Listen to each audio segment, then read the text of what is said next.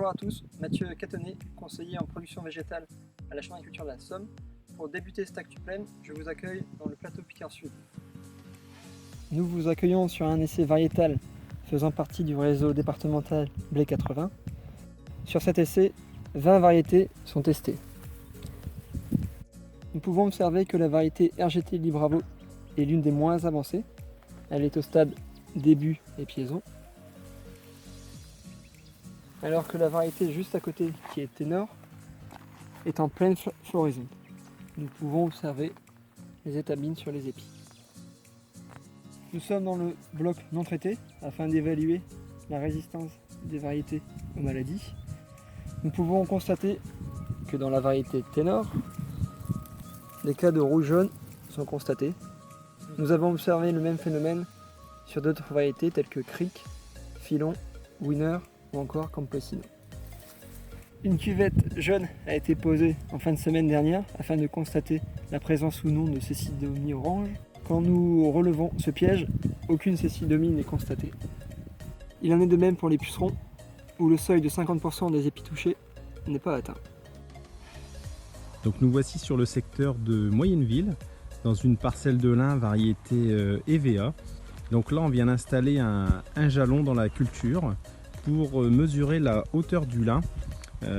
Donc c'est un jalon qu'on va venir relever tous les jours ou tous les 2-3 jours pour faire la moyenne journalière. Et quand on aura une pousse qui dépassera les 5 à 6 cm par jour au stade 60-70 cm, et ben on se posera la question d'effectuer un régulateur. Donc l'actualité en ce moment, c'est également la surveillance des trips, donc qui s'effectue de la levée jusqu'au stade floraison du lin. Et pour ceci, donc, vous allez effectuer plusieurs balayages avec la main et vous allez regarder si vous avez des trips. Donc là, on voit un trips. Donc on répète l'opération plusieurs fois. Et si vous avez en moyenne 5 trips sur la main, et ben ça nécessite de déclencher une intervention contre les trips. On est ici sur une parcelle de betterave au stade 10-12 feuilles. Pour changer un petit peu des pucerons, je vais vous parler d'un autre ravageur sur les betteraves, qui est la pégomie. Tout d'abord, les caractéristiques, ce sont les petits œufs. Les bâtonnets blancs là que vous pouvez voir, ce sont des œufs de pégomie. Une fois qu'ils vont éclore, ils vont donner une petite larve qui va, comme caractéristique, se nourrir de l'épiderme de la feuille de betterave. Ici, vous voyez par exemple une feuille touchée par une larve de pégomie. Le seuil au printemps est de 10% des betteraves avec présence de galeries et larves. Sur cette parcelle-ci, on n'y est pas, mais c'est à surveiller. Nous sommes ici sur une parcelle de lentilles dans le plateau Picard Sud. Plante de la famille des légumineuses, la lentille est une culture à cycle court qui s'adapte à de nombreux types de sols. Si vous souhaitez en savoir plus sur ces nouvelles cultures, n'hésitez pas à vous inscrire à la formation proposée par la Chambre le 10 juin à Villers-Bocage sur ce thème. Nous sommes actuellement dans une parcelle de maïs sur le secteur de Thiolois-l'Abbaye. Cette parcelle a été semée il y a maintenant 5 semaines. Elle est au stade 5-6 feuilles. Une prélevée a été réalisée juste après le semis. Celle-ci a eu une bonne efficacité grâce aux pluies de fin avril. Actuellement, nous pouvons constater des relevés essentiellement de graminées, de renouvelliserons et de colza. La post-levée est donc à réaliser dans les prochains jours. Donc nous sommes ici sur le secteur de Mignanais dans une parcelle de pommes de terre fécule, variété Amila, qui a été plantée le 12 avril. Donc là nous venons de terminer le stade levé, tout est bien levé à 100%. Et là maintenant on va passer en croissance active. Et pour déterminer le stade croissance active, vous allez déterrer plusieurs plants et vous allez regarder. Et dès que vous voyez l'apparition du stade crochet, c'est que vous êtes en croissance active. Donc lors de cette phase de croissance active, vous allez avoir des nouvelles feuilles qui vont se former très régulièrement, tous les 2 jours, tous les 3 jours. C'est pour cela qu'il faut être très vigilant sur la protection fongicide, même si cette semaine, au niveau de Miléos, c'est assez calme. Nous vous accueillons dans une parcelle de pommes de terre féculières sur le secteur d'Ornois-le-Bourg.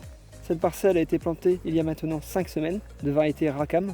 Nous pouvons constater que nous sommes rentrés dans la phase de croissance active, une phase où les produits translaminaires vont être appliqués afin de protéger les feuilles naissantes. Nous constatons également la présence de coccinelles ainsi que de larves de coccinelles qui font suite à la présence de pucerons depuis la semaine dernière. Ces auxiliaires vont donc permettre de réguler la présence de ces ravageurs. Nous constatons également la présence de doryphores sur la parcelle. Le seuil de nuisibilité n'est pas atteint, qui est de 2 foyers sur 1000 m². Cependant, la population de ce ravageur reste à surveiller. Je vous accueille cette semaine dans une parcelle de pommes de terre du Vermandois. L'actualité de la semaine est aux pucerons. Pour rappel, le seuil est de 50% de folioles porteuses de pucerons. Les parcelles sont à surveiller avec les températures chaudes de la semaine. Dans le secteur, on observe des pucerons sur quelques parcelles mais sans être au seuil. Concernant l'outil de décision Miléos, le temps semble rester au sec jusqu'à la fin de semaine et le risque est donc faible. Mais certains secteurs ont déclenché vendredi et samedi. Nous sommes au cœur d'une bande fleurie pour découvrir la biodiversité fonctionnelle sur la commune de Buire-le-Sec, entre Somme et Pas-de-Calais. Afin d'avoir des auxiliaires dès le mois d'avril, la bande a été semée en septembre. La floraison a débuté par la bourrache et le reste des espèces vont suivre jusqu'en septembre. De cette manière, les auxiliaires y trouveront le gîte et le couvert toute l'année. Cette bande pérenne d'au moins 5 ans est composée de 70% d'espèces cultivées avec des trèfles et 30% d'espèces sauvages comme le bleuet, l'aquilée, l'anthémis que vous pouvez voir. Vous avez vu des bourdons qui vont aussi polliniser les fleurs de févrole et les cirfes iront lutter contre les pucerons du maïs. Alors si vous aussi vous êtes convaincu par ces images, n'hésitez pas à contacter nos conseillers, Maryse et Alexandre, qui vous accompagneront sur ce sujet, dont les coordonnées figurent en bas de votre écran. Alors à bientôt pour le suivi de cette bande fleurie au fil des saisons.